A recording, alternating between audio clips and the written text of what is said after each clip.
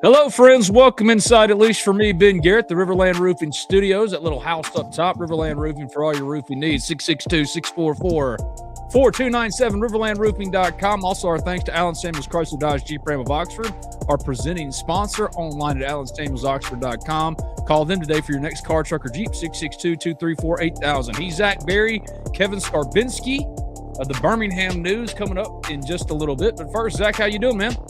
Man, I'm doing great. We have got 2 more days until school starts back up. Oh, y'all aren't in yet?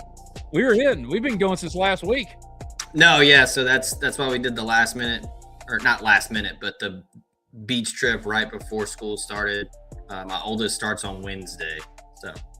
Well, good for y'all. Good that they got to start a little bit later. Emily had to go back on Monday, and actually the week before that had to get a room ready, and then last week students had to return. They did a staggered entry, and they're now over at New Albany Middle School, New Albany Elementary School, and Zach's crew. They start up here soon. Man, I'm telling you, I'm a big proponent. I'm getting further and further along this way about year-round school with the 2-week, 3-week breaks. You know what I mean? Yeah. These days they don't even get enough of a break anymore, but hey, look, we get a break. We get to do this for a living. This is the best thing in the world to get to do. How you doing, man? I hadn't talked to you on the pod for a minute. Yeah, been good. Little night set down on the Emerald Coast, and it was a great week. It was actually the first time we had done a solo family beach trip. We've always either gone with other families or my parents, but it was great. Work didn't stop while we were there, though. We got some stuff to talk about with some basketball recruiting. And I got a little bit of a hot take for you that we can chew on and talk a little bit. Well, that's what I love to hear. If you're going to come on Talk of Champions, bring the takies. Bring the hottest of the hot takes. That's what we need. At _revolution. How's it going, Ben and Zach? Going well. Happy Monday to all y'all in the chat. All y'all watching, whether it be on Twitter or on the Ole Miss Spirit message board, olemispirit.com, affiliate of On 3. This QR code right here by my head. So many of y'all come up to me and Brad. I'm sure Zach gets it too. And when you see us in public, y'all talk about how much you love what we're doing with the show, with Talking Champions. How can we help? This is right here the best way to do it. New members to the Ole Miss Spirit can scan this QR code here, right here on your screen, right beside my head. Can scan it and get the Ole Miss Spirit for $30 for your first year. $30 for the whole year, which is typically like $100 and something. $30 comes out to like $2.49 per month. And all you got to do is scan the QR code and join the Ole Miss Spirit. That's omspirit.com. Join the Ole Miss Spirit. That's the way to help us the most. Come and join the largest growing online Ole Miss community there is, the Ole Miss Spirit. We'd love to have you. This is the way. We're not asking for Venmos. We're not asking for donations. We're not asking for nothing. We're asking you to join us at the Ole Miss Spirit. $30 for a year, $249 a month if you take advantage of this deal right now as a new member. So it's going well at the _revolution. Glad to see you. Sawyer Wheatley's talking about the back to school cut. Zach, did we get a haircut? No, I mean, it's just, the remnants of the previous cut that I got a couple weeks ago. So it's still a little, I guess still a little short. I'll probably get cut up this weekend just to kind of, get some things squared away. Got to look good for when I'm on ESPN when Brentwood Academy travels to Baylor in a couple weeks. You'll be there, right? Yeah, I'll be there. Heck yeah. I think a lot of people, it's 1 versus 2 to open the season. 1 versus 2 in Tennessee, I should say. I think Brentwood Academy is going to give them a game too. I don't think it's going to be a pushover. Brentwood Academy, I think all of a sudden woke up and figured out like, hey, we got to start recruiting again. And because if we want to compete with Baylor and McCallie, we got to start stepping it up. It's going to be a hell of a game. Keegan Croucher looked pretty good over the weekend in the scrimmage against Buford. It's there's a lot of 28 prospects on that team too. I wrote about Braxton Rain over the weekend, or last week, I should say. Chad Simmons believes Ole Miss is in the best spot for him right now. I will be there to see him. Xavier Bowman, a 28 corner. He played well in that scrimmage against Buford. There's a lot of talent on both of those sidelines, and it's going to be a lot of fun.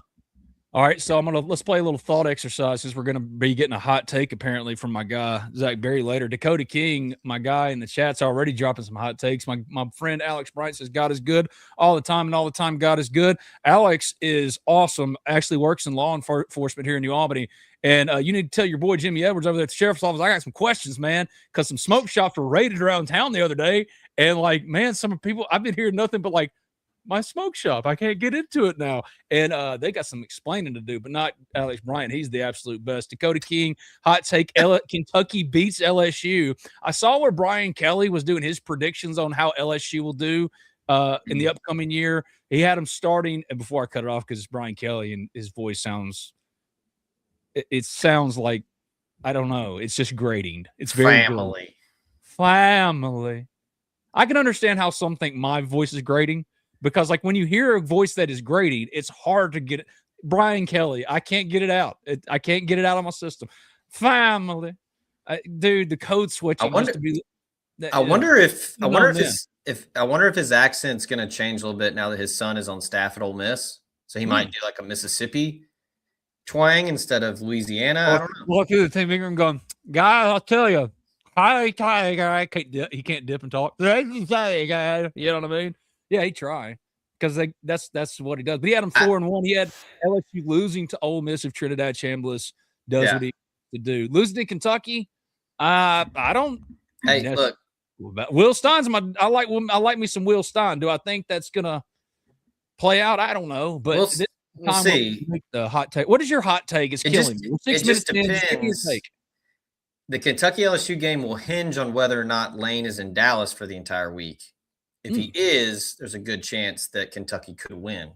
Mm-hmm. I don't hate that, by the way. I think Kentucky's going to sneak up on one or two people this year. A lot of buzz coming out of Lexington, man. They are fired up. Look, new coach, it's always exciting, but I think Will Stein is someone who could have some success in this league.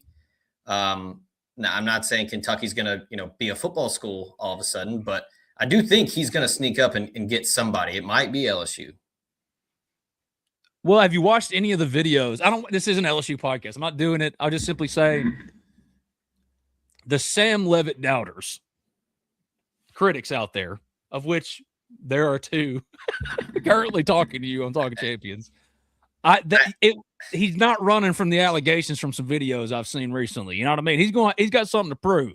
That's all I'm going to say about that. What are we hearing from Do Right in the chat? What are we hearing about Cunningham? Man, it's every single podcast. Everybody wants to know about Caleb. There's nothing to report. He's just not where he needs to be. Samari Reed's ahead of him right now. I think it also healthy. Yeah, I think it also has a lot to do with the room.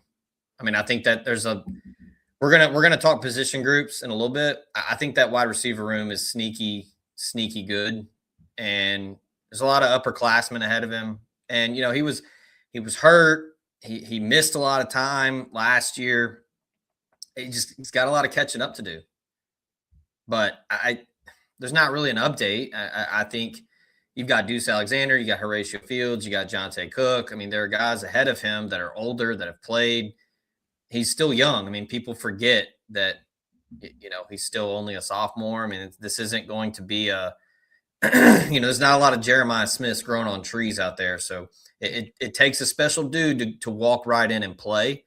Elijah Moore did it a couple years back. That's a special kind of player to be able to do that at a high level in the SEC. It's not a knock on Cunningham. It's just them's the breaks. The only knock on him is that there hadn't been behavioral stuff, but it's like, how serious you taking football? How serious do you want it? How much do you really want it? And the durability and injury stuff, that's really out of his control. All right, that's not. But there are some things that he could clean up and get better with that I think they would like to see. But right now, if you're asking for an update on Caleb Cunningham, I'm not really factoring him in as far as who's going to be catching passes primarily from Trinidad Chambliss in game one. But remember, Dejon Stribling wasn't catching passes primarily from Trinidad Chambliss to start last year. It was Austin Simmons and Harrison Wallace and Austin Simmons, Caden Lee even. But I think Caleb could factor in. He just got steps to take. Right now, if I'm handicapping how the wide receivers are played out, and I want to get your take on this because I'm dying to know this hot take of yours. I'm dying to know. So let's just jump right into it because my guy Dakota King has a hot take. He says that DGG is going to flip and Caden Moss stays put. Caden Moss stays put if his girlfriend goes to Ole Miss, and because like mom and dad, the girlfriend situation is weird.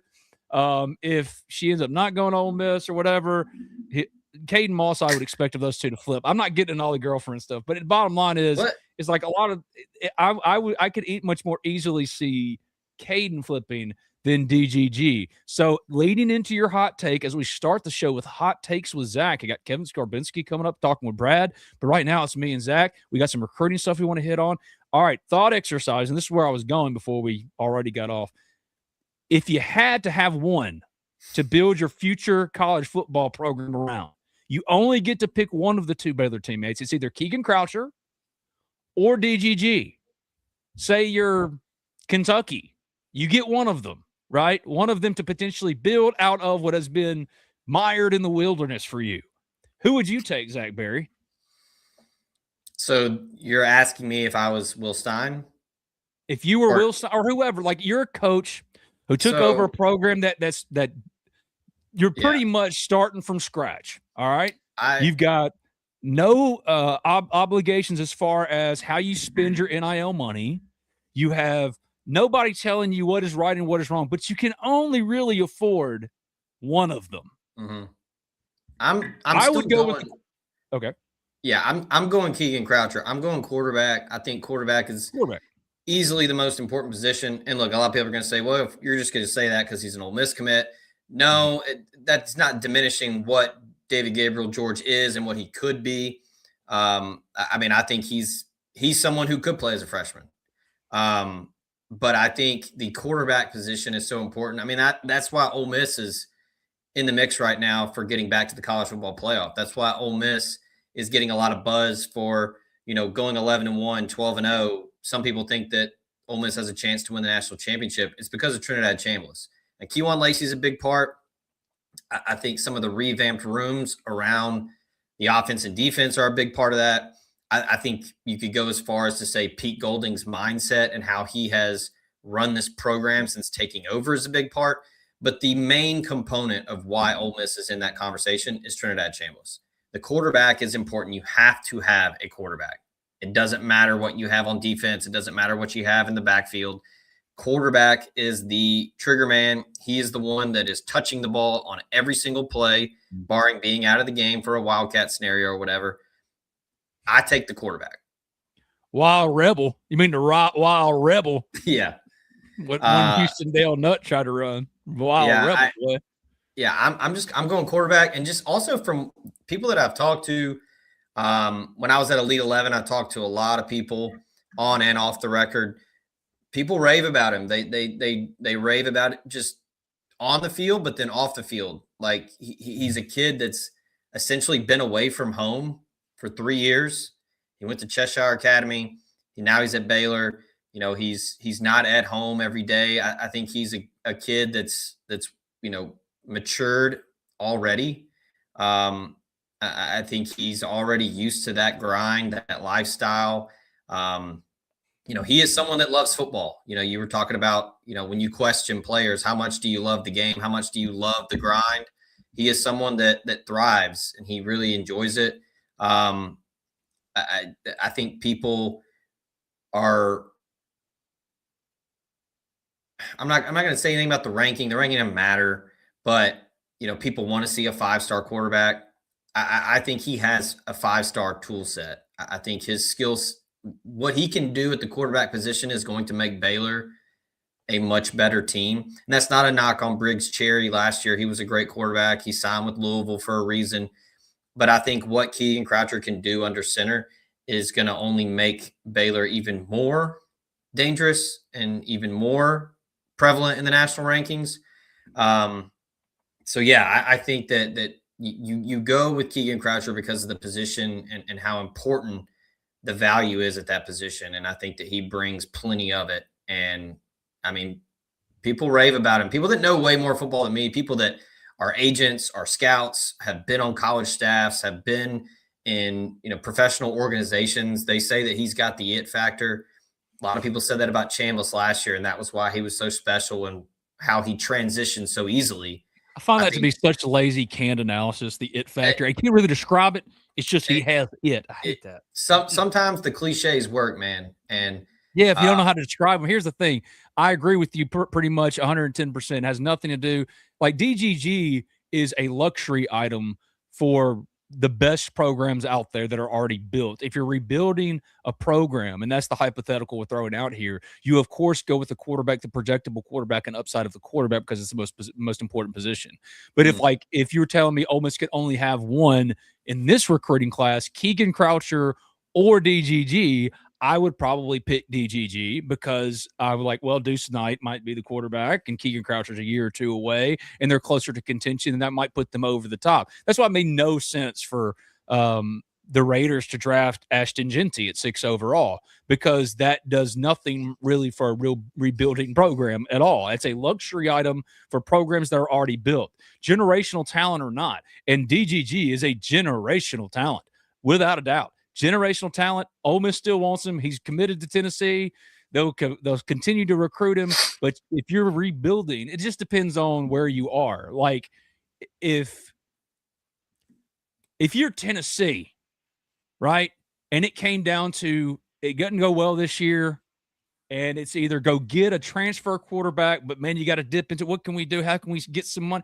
And you had to sacrifice DGG. You have to do it because it's almost roster building malpractice to build around a running back luxury position, the most luxury position in football, regardless of the generational talent that is DGG. And I would love to see him at Ole Miss. I think he would be an insane plug-and-play replacement for Kejuan Lacey. But if you're going with just one, and you're stripped to the studs and you're starting fresh, you're going to go with the quarterback. And I'm not sure Keegan Croucher couldn't be potentially Ole Miss's first developed homegrown quarterback since who? Think about it. It's been a while. Matt Corral. Yeah. After talking about non-transfer. Yeah, I'm talking about signed out of high school, developed and played. It's Matt Corral and who? I mean, you could go, he transferred. It gets hard, buddy. Yeah, I'd have to look. Bo, you had Chad, you had Jordan Tiamu, you had Jackson Dart. Yeah. Austin Simmons was Austin Simmons was signed and developed, but he's at Missouri now. Yeah, so he was so the it would one, be Jevin Sneed, but even Jevin Sneed wasn't signed out of high school. Jevin was a transfer from Texas back then when transfers weren't even a thing. When's the last time was it Eli? Then Matt Corral? Nathan Stanley. Thank you for making my point. Zach Raymond Stout. Cotton. Yeah. Trey Fryfogel's got it. It's Eli. There's been one Ole Miss homegrown quarterback, Matt Corral, since Eli. A damn good one. But here's the hard truth about Matt Corral. Matt Luke, if he had not been fired, Matt Corral was transferring out of here. Lane Kiffin, he made Matt Corral in many ways. Because it was like Matt Corral and Elijah Moore. That was it. Those were his playmakers. And then he brought in Kenny Yeboah, added some other pieces, Dontario Drummond. Like there's some things that happened. But Keegan Croucher could be the first or the second quarterback since Eli Manning that is homegrown, signed, and developed to start. And I think he's the best starting place as far as high school signings at quarterback that Ole Miss has had since Eli. And that includes Matt Corral because Matt Corral was only about 5'11", 6 foot at best. Keegan Croucher is like he was built in a football factory. Yeah, it was going to be Shea Patterson. We all know what happened with that. Yes. But, the thing for me that's when I was at Elite 11, the finals, I think that event is so good because you can go and you can watch everybody and see how they react to coaching, see how they react to adversity. There are times, they are harsh. When they're doing the rail shot challenge, they're not mincing words. If it's a bad throw, they're telling your ass to get out and go to the back of the line. And there were kids at the Elite 11 finals where it affected them. where they were pressing after. They were hanging their head. They were getting mad. They were getting upset. I thought that Croucher from day one to the very end, he was extremely coachable. He handled the adversity because he would probably tell you too. He had a terrible throw in the rail shot and immediately was told to get out. I thought from day one to day two, he made a huge jump. And I heard it from a lot of other people. He looked really good in like the Skelly when there's just, quarterback, wide receiver, they're running routes against defenses. I thought he looked really good in that. So to me, that's one of the bigger parts of Elite 11. Forget about the challenges, forget about the height, weight, forget about what you look like, how good you throw the ball. I think that especially for a quarterback, between the ears as a quarterback is so important, and he's got it. So I'm anxious to see him at Baylor because I do think he's going to play a lot better competition than he did at Cheshire Academy. They're playing a national schedule. They're going to play some big time programs, and you come out the gate week one playing against someone that you just beat in the state championship game, and you might face them again in the championship game. So we're going to find out a lot pretty early on with Croucher, and I'm excited to see how he looks and how he reacts. And being on that big stage on ESPN, we're going to find out a lot pretty quick. My friend Robbins dropped Ethan Flatt. Oh, I'll never forget old Ethan Flatt starting in Wyoming. My freshman year at Ole Miss, coming off the 2003 season, 10 wins. Michael Sparlock, who's now on staff. Remember 5-star Robert Lane? Mm-hmm. Oh, there we go. Yep. There you go. 5-star. People forget. Yeah. Here's a question from @BrettFord4032. Take off the red and blue glasses, Ben and Zach. Who has the more difficult week one opponent, Ole Miss or LSU? Ole Miss. I would rather face Clemson than Louisville on game one in 2026. I'd say LSU has a tougher game. Make your case, sir. I mean, I'll make all the jokes you want about Dabo. He's still a ball coach. I think Clemson's in a much better spot than Louisville right now. Louisville's got to find that they've got a brand new quarterback. I know Clemson's having to get a new quarterback going as well, but I think Clemson, that's the thing that's been kind of constant with Dabo teams is they always have talent on the defensive side. And I also think if we're going to factor in the opponent, we're also going to factor in the team. Because LSU's got to find they have a quarterback too. They have a brand new quarterback as well. So, and I, like you said, I'm a doubter. I watched that game when Sam Leavitt threw for 80 yards against Mississippi State last year. Come on. It's not good. And I thought it was hilarious when Lane came out and was applauding Sam for coming off the injury and looking to be, Lane Kiffin, as I think it was my boy Ben Woodhouse, maybe, or maybe Austin Gray, I can't remember, of Legal Gambling Council fame. One of them said, Lane Kiffin, famous for talking about injuries and being honest. Yeah, I mean, he's talking through the media. He's telling the folks down there what they want to hear. He's probably also trying to hype up Sam Leavitt a little bit. Because, look, regardless of how the surgery went, regardless of how you feel, you still got to go out and perform. And that Lisfranc is something that can really be devastating and can really have some long-lasting effects. Now, I'm not saying Sam Leavitt's going to just be absolute trash and suck, because Lane is good. He's good at getting quarterbacks ready. He's a quarterback coach, man. And he's good at getting the best out of them. I mean, the dude had Jake Coker cooking at Alabama. Man, I'm still a hardcore like Jake Coker defender. Like, I still think he had some juice. I know that's probably crazy.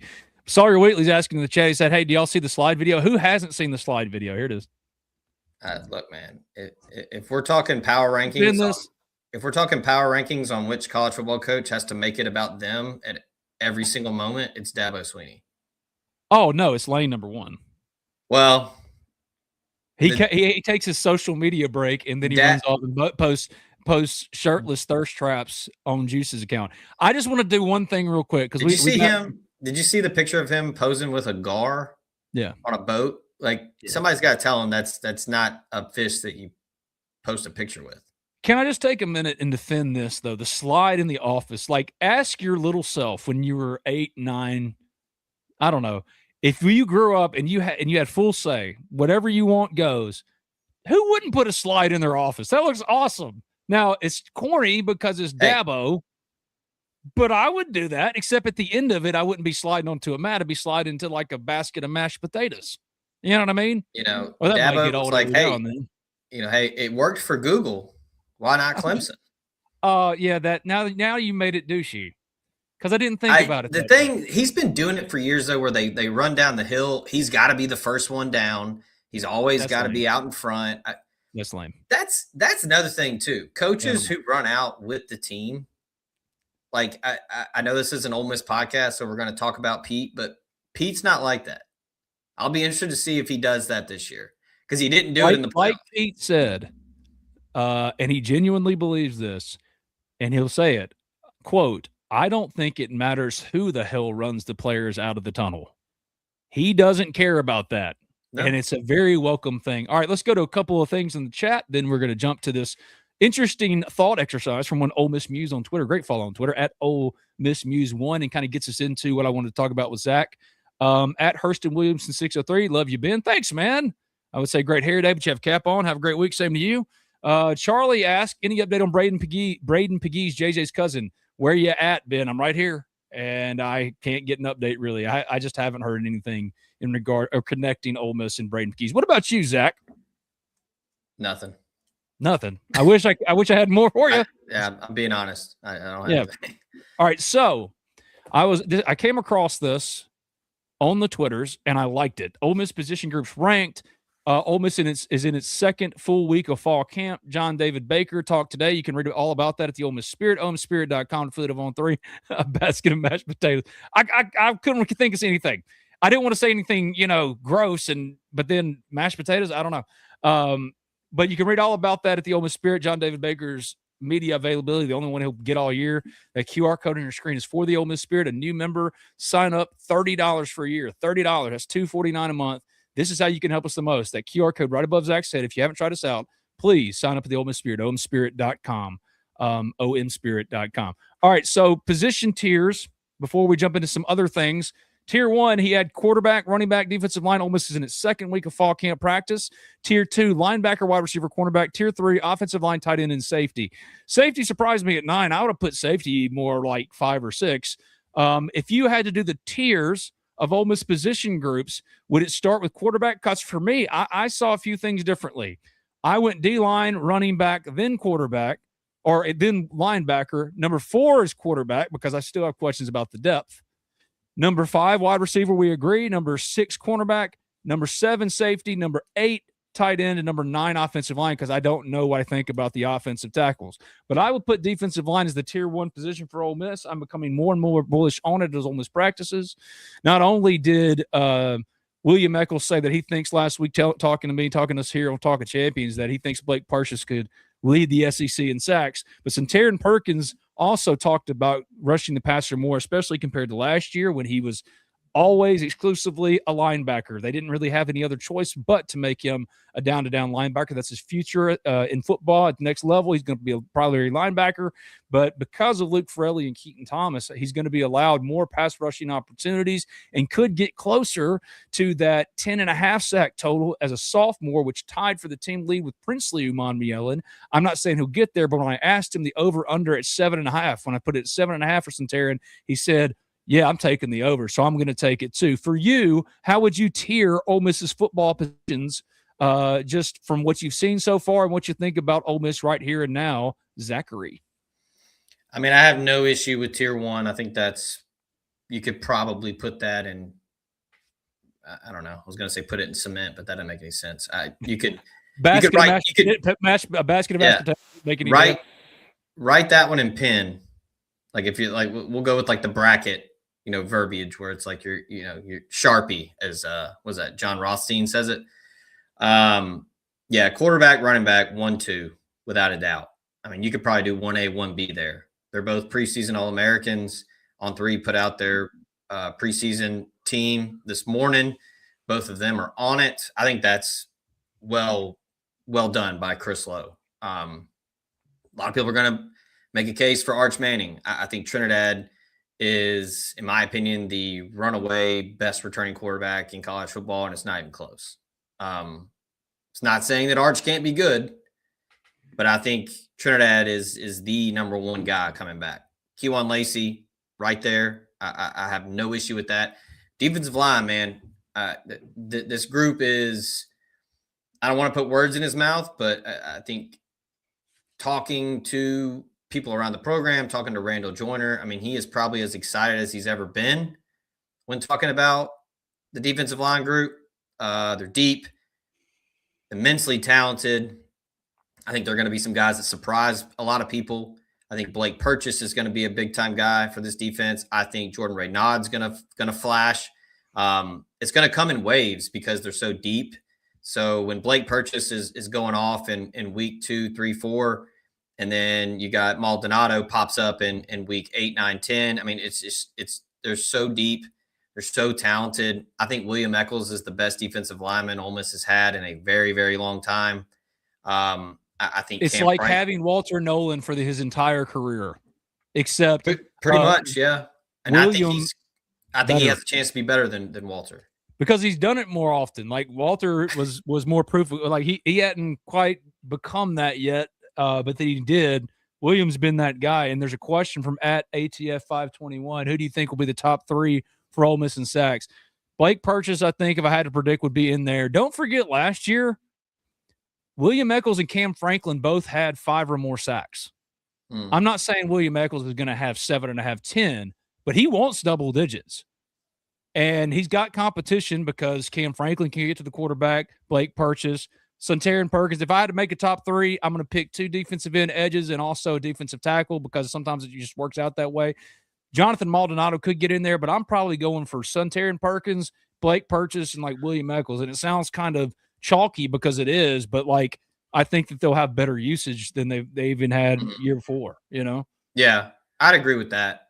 I think Perkins is going to have a big year because of the depth and because of how good the defensive line is. I think that's only going to help him.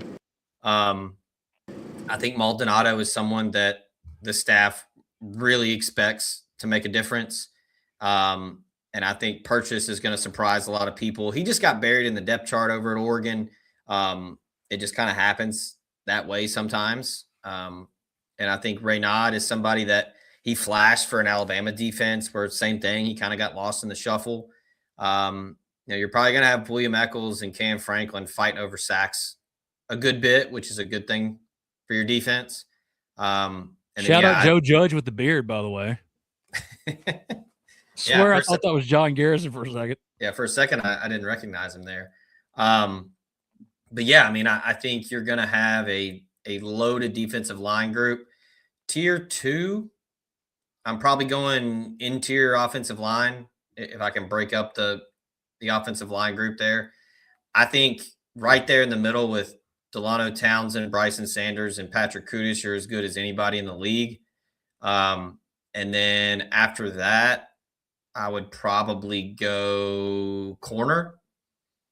I think they've got some NFL-type corners. I truly believe that. I think they're going to be really good at corner. Jalen Braxton's going to be healthy. Tonio Kite, Jay Crawford. It's a deep room. And then I'm going to put wide receiver in there, Ben. I'm really bullish on this group. I know they're extremely confident. I think Deuce Alexander is going to be a real deal type guy. I think you're going to see him continue that number 1 legacy. I think Horatio Fields is going to turn a lot of heads. I think a lot of people are going to see just why he was pursued by so many in the portal. And then, if I can be a little biased here, I think Jonte Cook is going to be a dude. He was kind of one of those, you cover recruiting, you talk to guys for a long time, you watch all their film, you talk to people about them. He was one that I really wanted Ole Miss to get. Hell of a kid. Probably one of the better interviews I've ever done. Someone that is just as charismatic as any. But he was, you talk about going through the wilderness with Kentucky. I think it took Jonte a little bit to kind of get used to college. And I think getting out of Texas was good for him. I think it helped him. just to kind of, just kind of a reset. He had a lot of pressure on him. He played at DeSoto, a really good program. He had a lot of people pulling for him, and sometimes that can be great. Sometimes it can be bad. It's just a lot of added pressure when you've got so many people so close to you pulling for you, and it's a lot of pressure when you're playing at the University of Texas and you're from Texas. He did a lot of good things last year with Syracuse, and I think he's going to be someone that Ole Miss will count on a lot. And I think it's just going to open things up for other guys. You're not going to be able to double team some of these dudes. You're not going to be able to bracket some of these guys because they're going to have a Jonte Cook in the slot. You're going to have an Horatio Fields on the outside. I think Deuce Alexander is going to move around a lot. He's a dude that can really help you in a lot of areas. And I think that he's going to have a big year. So that'd be tier 2. And then tier 3, I'd probably put, and this isn't like tier 3 is the worst. It's just different, 1, 2, 3. I think safety is going to be a position that people are going to be really impressed with.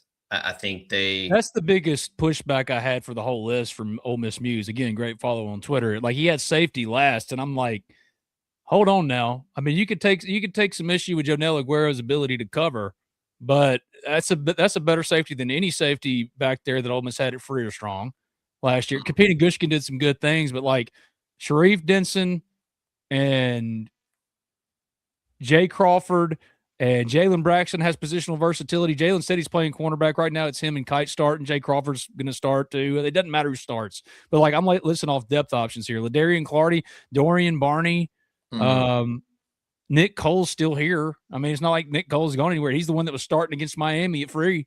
Yeah. I just would push back hard against that. Edwin Joseph is healthy.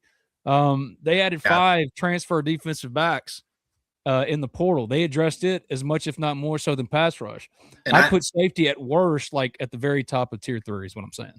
Yeah, I think they're gonna get a pretty decent ROI there. You add a lot of experience, and look, I mean, again, I've said it on this podcast before. I've probably written it at some point. If Kirby Smart thinks you can play defense. And Jonel Aguero played for Georgia. I think that speaks volumes. That's a former safety. Kirby Smart would be like if Sam Pittman thinks you can play offensive line, you can play offensive line. Exactly. Same like Mario Cristobal, same thing with offensive line.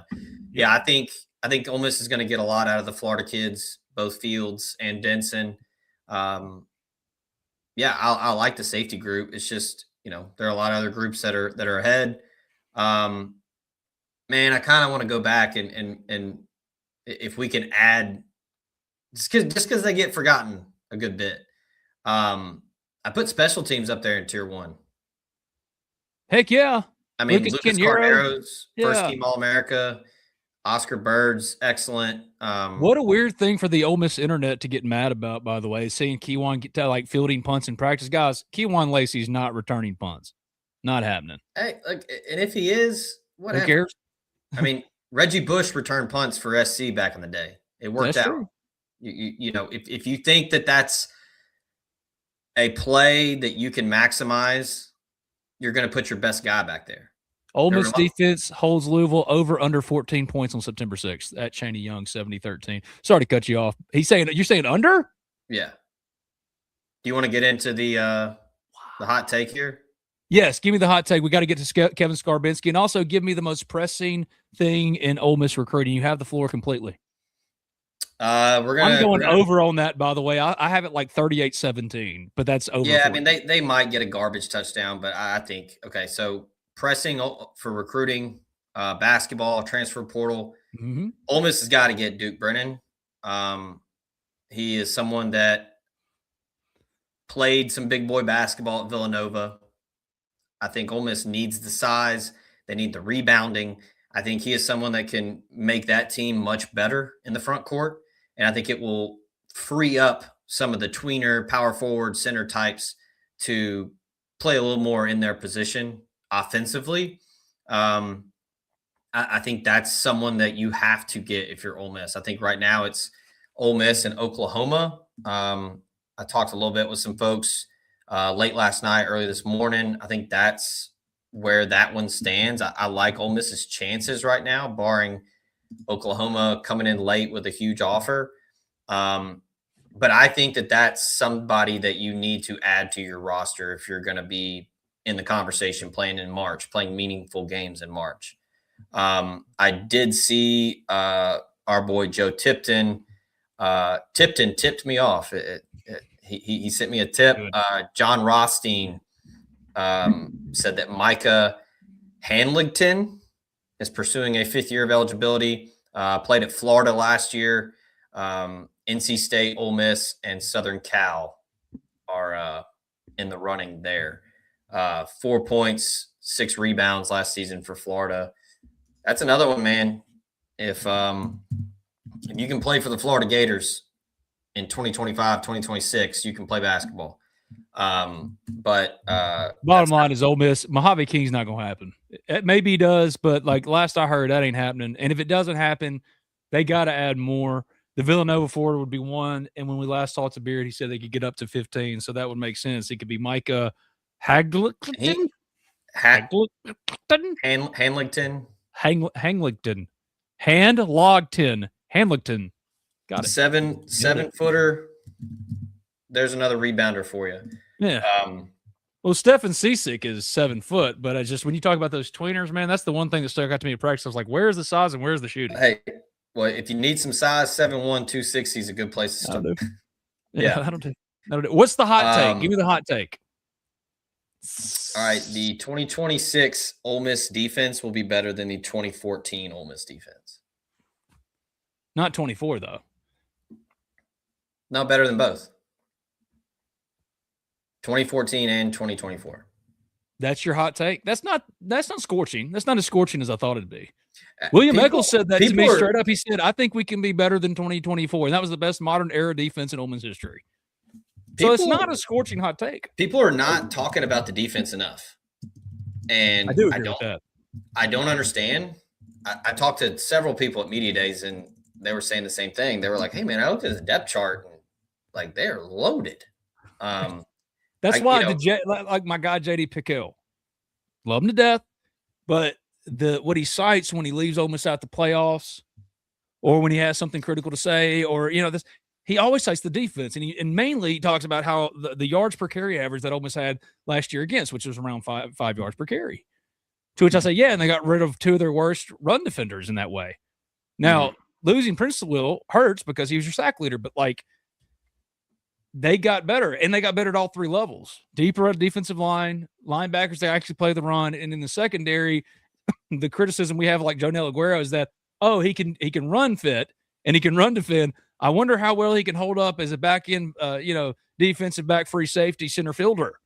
It doesn't wash. So you know what? I was waiting for something crazy like Deuce Knight will throw for more touchdowns than Trinidad Chambliss. That would have been scorching.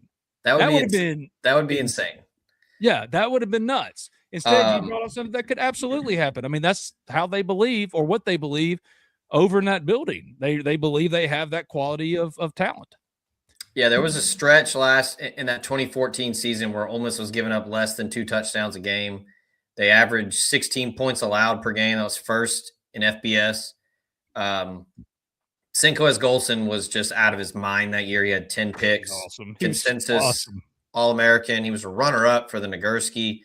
Cody Pruitt was first-team All-SEC and All-American. Kim Dichie was good. I know that there's been a lot of people upset with his career, but he was pretty dominant up front. I think this team has you look at like those kind of playmakers there. I mean, I think Ole Miss has at least 3 corners that could be all SEC caliber. I think you've got at least 2 safeties who could be all SEC. And then looking at the defensive line, I mean, take your pick. I mean, it's as good as it's going to get, I think, in modern day Ole Miss football right there. I mean, I don't think Ole Miss has had a better defensive line group than they do this year. And then you mentioned at the top of the show, Keaton Thomas and Luke Farrelly, best 1-2 that Ole Miss has had at linebacker since what? Entering the season. Sure. We still got to see him play. Keaton Thomas, like, he's more proven at this than Luke Farrelly, but the SEC is different than all of them. Yeah, sure. I agree. So I don't want to crown anybody until it's time to crown them. Well, I mean, that's all I'm saying. Technically, this is a hot take segment, so we're doing some crowning here. I was just letting you give me the takeoff before we have to roll over and let Brad talk to Kevin Scarbinsky of the Birmingham News. I like that take. Tomorrow, will you be back with me at 2? You want to come join me again? Yeah, let's do it. Me and Zach Berry back tomorrow at 2 p.m. Central Time. For now, we'll say bye to him because we're going to go to break and come back. And Brad Logan's got Kevin Scarbinsky of the Birmingham News. Thank you for joining me today, buddy. I'll see you tomorrow. See you, bud. That's Zach Berry. This is Talk of Champions. I'm Ben Garrett at Spirit Ben on Twitter. This QR code right here is for the Ole Miss Spirit. Join today as a new member. How can you help out this show, this podcast, us? There's only one way to do it, the Ole Miss Spirit. And right now we're running a promotion for fall camp where if you join us today and for limited time only, you get a full year for $30. That's $249 a month. What is typically well over $100 is only $30 right now. It's the Ole Miss Spirit. That's how you can help me, Brad, and Zach Berry, the absolute best Ole Miss recruiting guy on the planet. You heard him talk about that basketball stuff. There's plenty of recruiting nuggets and updates daily at the Ole Miss Spirit. Again, scan this QR code. We'd love to have you. It's the Ole Miss Spirit, OleMissSpirit.com, an affiliate of On3. Now let's go to break. We'll come back. Kevin Scarbinsky will be joining Brad Logan. This is Talk of Champions. Homes and businesses from the whims of nature, you need more than just quality materials. You require Riverland Roofing. Licensed, insured, and certified, Riverland Roofing offers not only the assurance of excellence, but a tailored approach to your unique structural needs and budget. To learn more about what Riverland Roofing can do for you and the community, call them at 662-644-4297 or visit riverlandroofing.com.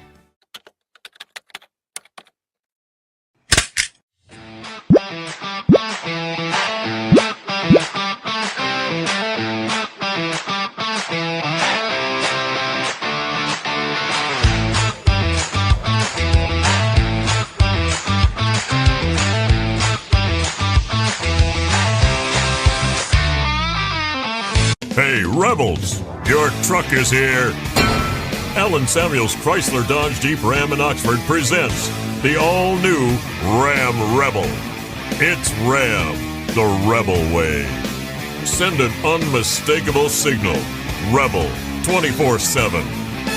Ram Rebel from your friend in the car business. Alan Samuels Chrysler Dodge Jeep Ram in Oxford. Come by, let's be friends. I'm Warrior Philip Hearn. Raising my family here in Mississippi, I've tried to teach my kids to help others. I learned that from my parents. And as a Mississippi lawyer, I want to help you too. If you're hurt in a traffic accident, 18-wheeler wreck, or have insurance trouble, call 601-720-3541. That's my cell. You call, I'll answer. Let's get started. Make your first call to the Hearn Law Firm today. Life is made up of moments. We care about those moments as much as you do. We are Modern Woodmen, a fraternal financial services organization. Member-owned, not stockholder-run. Since 1883, we've supported families, strengthened communities, and helped people reach their financial goals. From protection to saving to retirement planning, let us help you plan for those special moments in your life. We are Modern Woodmen of America. Start my weekend.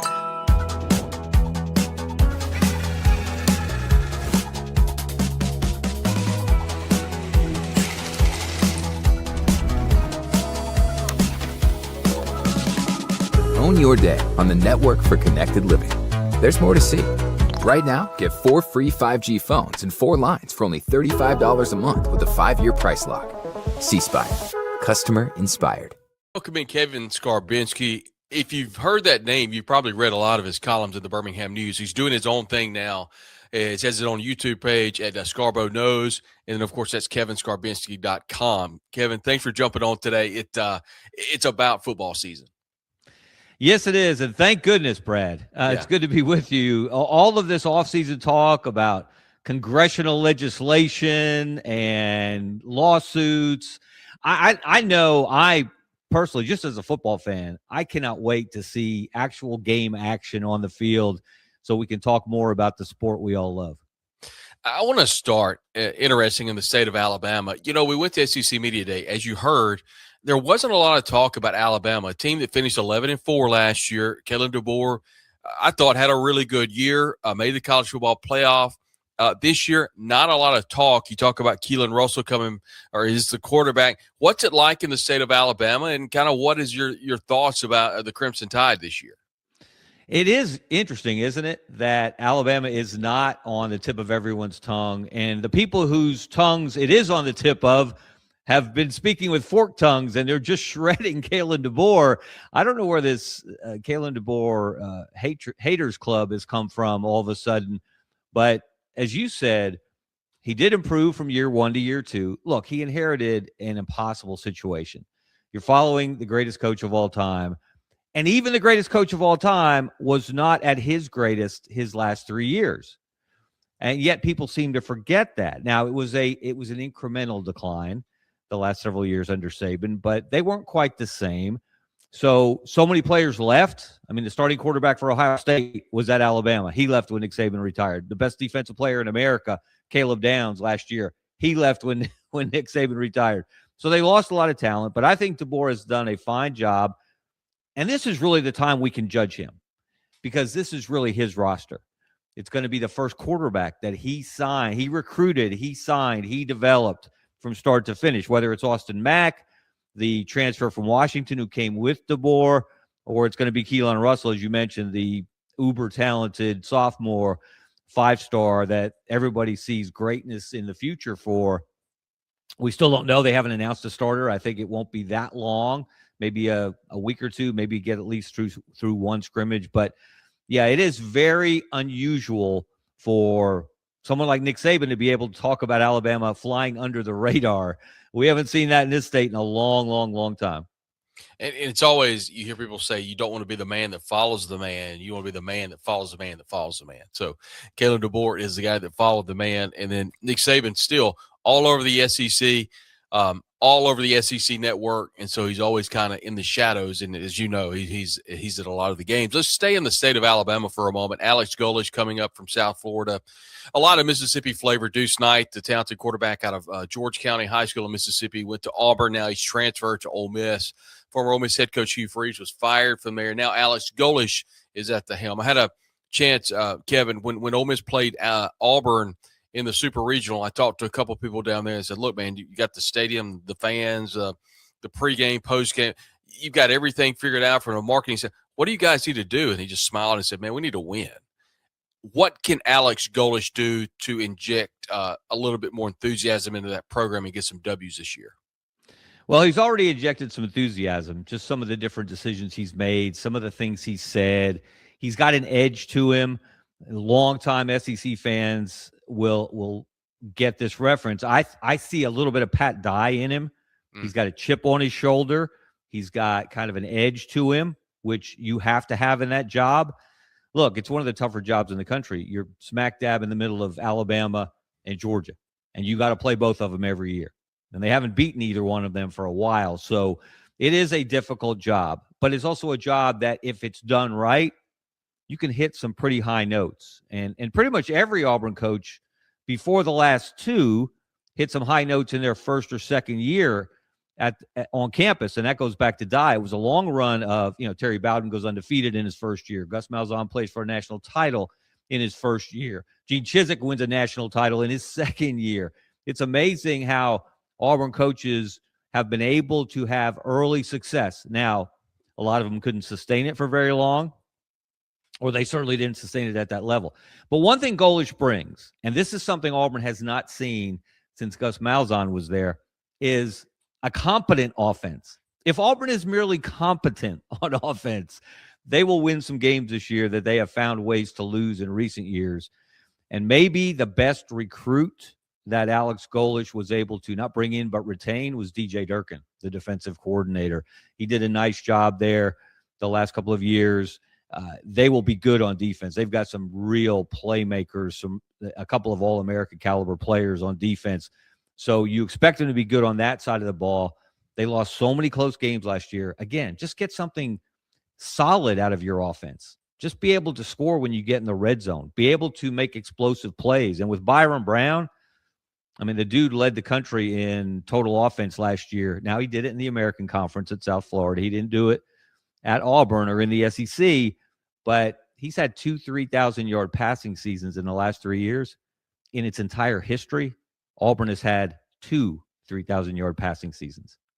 When I think of Auburn, Kevin, I think of running the football and playing hard-nosed defense. And that's what Coach I really kind of hung his hat on, if you will. And if they can implement that back into Auburn football, I think the SEC as a whole is better when Auburn is better in football and winning. And so I'm personally hoping that happens. You look across the SEC, and I think it's always top-heavy with a couple of teams. This year it appears that it's Georgia, Texas, and kind of the other teams. I would put Alabama up there. What do you like about the top-heavy teams this year? And if there were a team that could win it all and win the conference and that sort of thing, where are you right now heading into the season?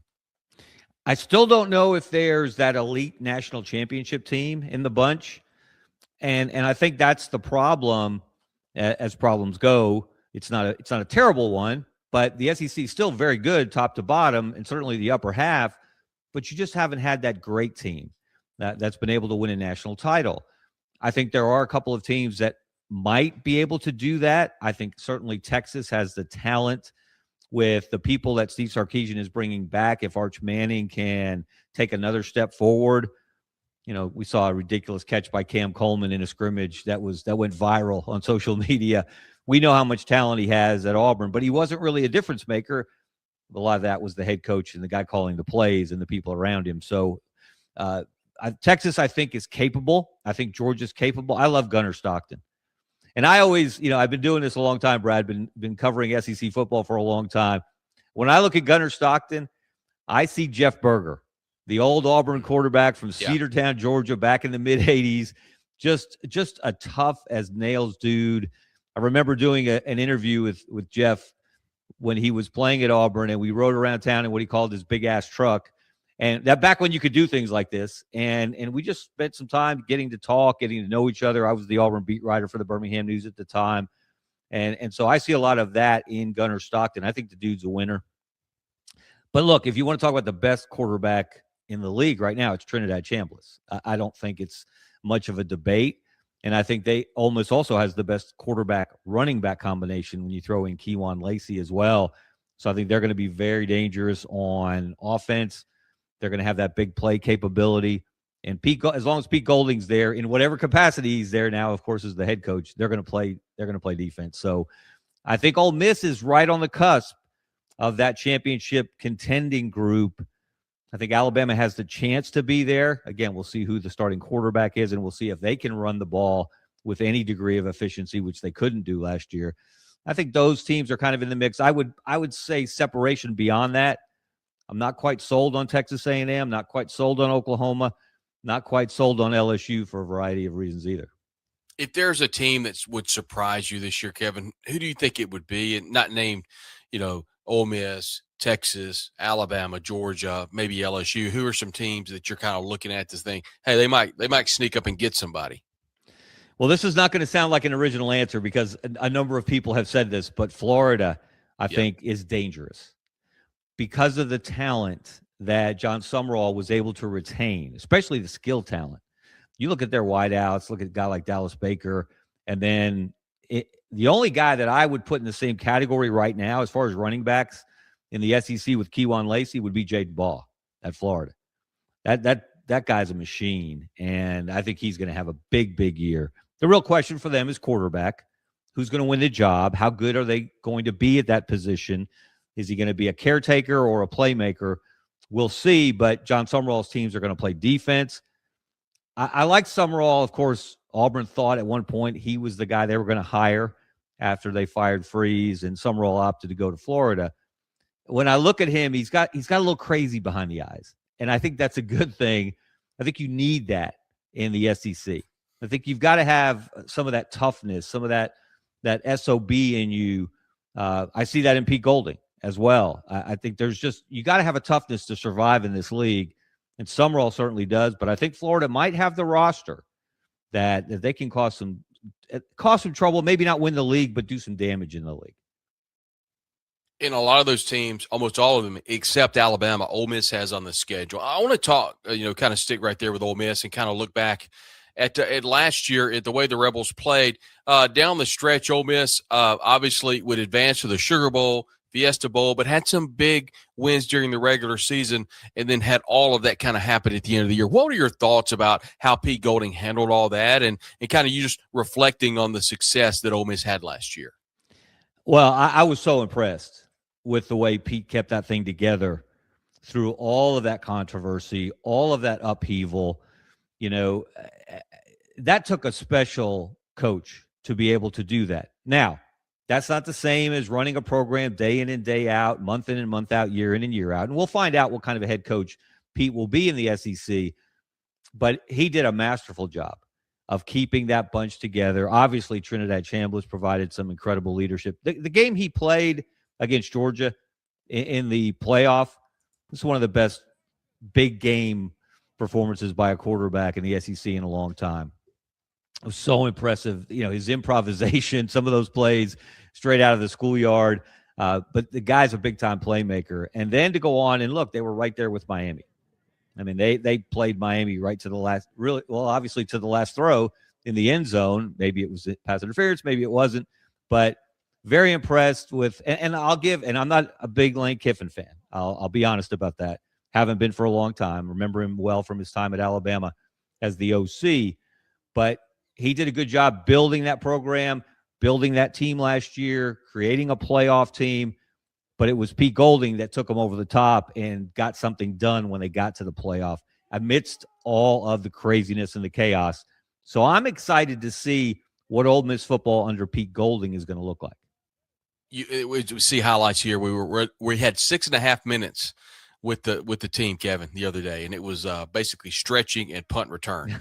And so Pete Golding, the old Nick Saban way of practice by not allowing very many media members to see it, very, very much that we were able to see. But you kind of appreciate the fact that the guy kind of lives in a bubble. He learned from the best. You look at Pete Golding, I want to kind of stay there. Is there anybody that he kind of reminds you of, from what you've seen from the podium, the way his coaching philosophy has been so far from your time in covering college football? Well, this might sound funny to you, especially given their off the field disagreement, but I see a little Dabo Swinney in him. Yeah. In that Dabo, look, whether you like Dabo or whether you really dislike Dabo, and there are people on both sides of the fence. I've known Dabo since he was a player at Alabama. He is legit. He is who he says he is. He is the person you see on camera. He's not putting on an act.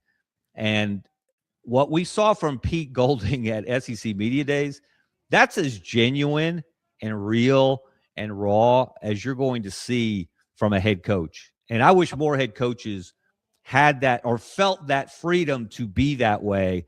So many of them have become so corporate as they've made more and more money through the years. Pete Golding hasn't been spoiled by the privileged position that he holds. And I hope that doesn't change. Guys back in the day, I mean, think of the personalities. Well, when I was coming up in the SEC as a journalist, and you had Johnny Majors and you had Pat Dye and Ray Perkins, and so many of those guys were just unique personalities, and they weren't afraid to show their personalities. They didn't try to be something they weren't. I think what hurts a lot of coaches is, especially a lot of Saban proteges, is they try to be Nick Saban. Look, he has rubbed off on everybody that's worked for him, usually in a positive way. But Pete Golding is not trying to be Nick Saban. He can't be Nick Saban. No one can be Nick Saban. There was only one of those. The more you can be yourself and incorporate what you learned from different influences you've had in your career, the better off you'll be.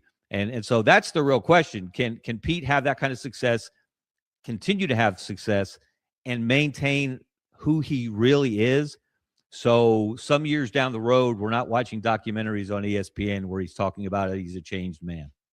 Yeah, I think he's been very upfront with us, and he told us at the Talk of Champions when we visited with him down in Jackson at the Mississippi Association of Coaches convention, and he said, Brad, I just don't think it's important who leads a team out of the tunnel. I think it's much more important by the players that are coming out of the tunnel, and much more the focus has been put back on the players versus on the head coach himself. And this year, as you saw, Kevin, Trinidad Chambliss and Kewan Lacey both up for the Heisman Trophy. At least they're being pushed by the university, something we didn't see last year. Did you feel like he did a pretty good job of kind of navigating the difficult waters last year and then going 2-1 in the college football playoff last year, he being Pete Golding? Well, I don't know that any of us can fully appreciate the degree of difficulty that went into that. The disruption that caused to that football team. And what's the one thing? A lot of things bother football coaches, but maybe nothing bothers them as much as distractions. You can't have more distraction or bigger distraction than Ole Miss faced last year going into the playoff with the whole Kiffin situation. So for him to keep that bunch together, it told me a lot about Pete Golding as a head coach. And I'll be honest, until that all unfolded, I don't know that I necessarily saw Pete as a head coach anytime soon. I thought he was very good at what he did as a defensive coordinator, but I didn't know he was going to be a head coach. Sometimes guys, the Peter principle applies, and they reach their level of incompetence, and they're really good as an assistant or a coordinator, but they're not cut out to be head coaches. And time will tell whether Pete is cut out to be a head coach in the SEC and be successful in the long term. But so impressed with how he handled all of that. And I don't know that anybody could have done a better job than he did in that situation. Kewan Lacey, in your opinion, Kevin, the best returning running back in the country, or at least top 3 anyway?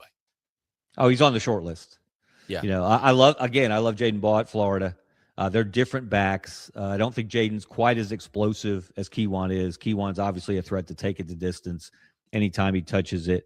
And that told me something else about Pete Golding. Both those guys came back. They didn't have to come back.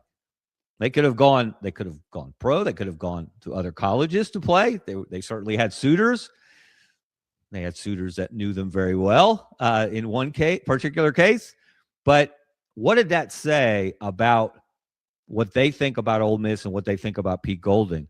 And I love this story that Pete Golding told about sitting those two guys down and talking about their future and what it would look like if they left Ole Miss to go play, say, at another school, as opposed to what it would be if they stayed at Ole Miss.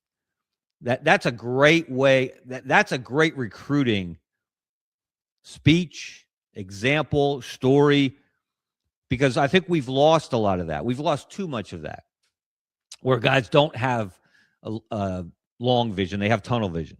And they see the now. They see the big money. They see what they can do now, what they can make now, what they can earn now. And they don't see 15, 20, 30 years down the road. And that's common for all young men, young women as well. But for Pete to be able to not only to share that story with them, but to have it resonate with them, again, that's what leaders do. Visiting with Kevin Scarbinsky, years in the journalism industry around the Birmingham community, the Birmingham News. He's now has an incredible YouTube channel. We encourage you to check it out at Scarbo Knows, a really good follow on X and Facebook as well. Kevin, a couple more before we get out of here today. Big picture questions really about the Southeastern Conference. We heard from Commissioner Sankey. I'd love your thoughts on this. It doesn't feel like we're long for the SEC championship game in football. What are your thoughts on that game? And do you think a couple more years, and then I don't know that it's going to be around? Sadly, I think you're probably right. In a vacuum, when it goes away, and it seems inevitable that it will, I'm going to miss it. I go back to the very first ones here in Birmingham at Legion Field, Alabama and Florida. I remember all the consternation when the SEC adopted that game, and people said, you'll never win another national championship. And they almost didn't that first year. Alabama was undefeated trying to get to the national championship game, and they had to go deep into the fourth quarter and have an Antonio Langham pick six to win it, to beat Florida. But it's been a special game through the years. We've seen so many special performances. Cam Newton had a huge game in 2010 en route to the Heisman in the national championship. That one stands out. Just so many great games and so many great memories that it set the SEC apart. The SEC set the tone there, and then other conferences followed, obviously, through the years, added their own championship games. But then you look at last year in the Big Ten, Indiana. It was a huge deal for Indiana to beat Ohio State, and win the Big Ten, given the woeful history of Indiana football. But ultimately, if they'd lost the game, it wouldn't have changed much. They might have been number 2 in the playoff rankings rather than number 1, but it just doesn't have the resonance. It doesn't have the meaning that it once had.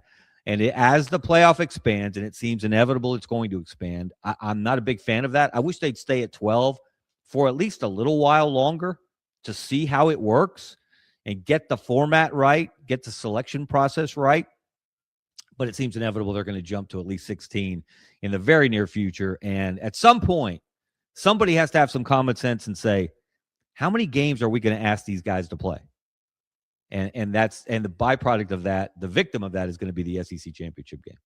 This is just pure speculation, but you have someone that has been around a while and has very much a grasp of the world of college football. Where are we as a consumer of SEC football going to be in 5 years? Is this where there's going to be a super conference? Is the SEC going to possibly become a much larger conference? Is this a deal to where they partner with the Big Ten and create its own particular football conference?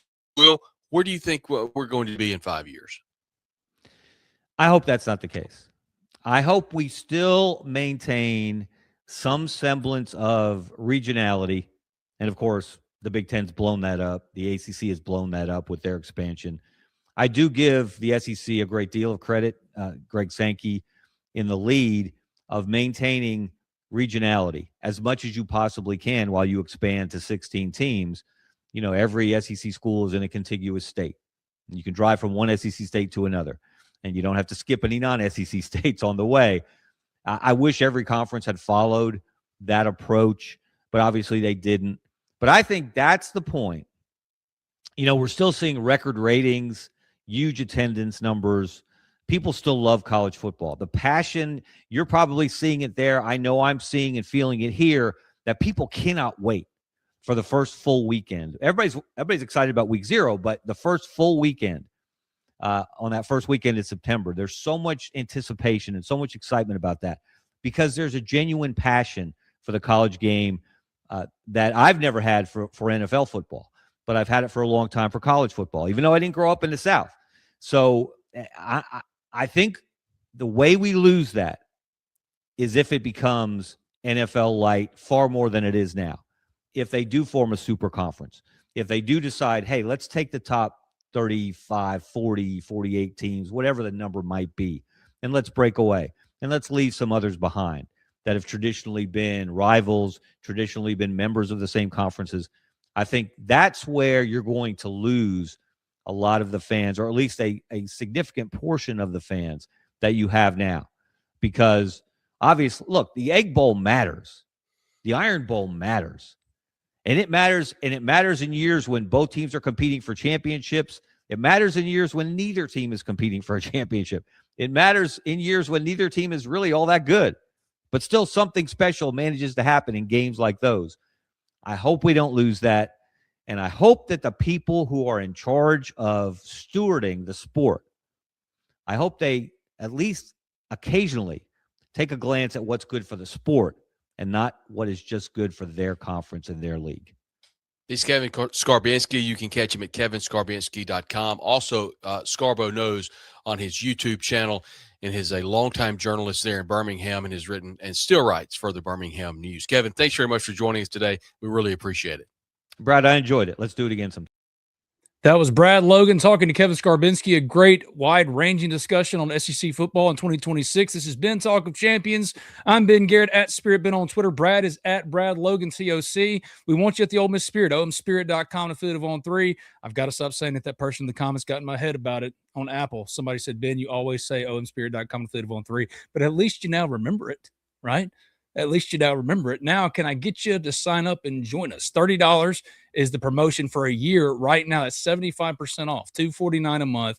This is how you can help me, Brad, Zach. My thanks to Zach for joining me today, Kevin Scarbinsky. How you can help this podcast, Talk of Champions, continue to grow. Scan this QR code or just go to the Ole Miss Spirit, omspirit.com. Sign up as a new member. You'll get the best deal that you're going to possibly get right now because football is wide open. Football is here tomorrow. We don't get any media viewing or availability. Got John David Baker today. We'll talk a little bit about that. Do you take Venmo for subs? I don't know. I think maybe. I don't know. I have to get an answer for that. That's at Lafayette _paterfamilias. I don't know. I really don't. Maybe.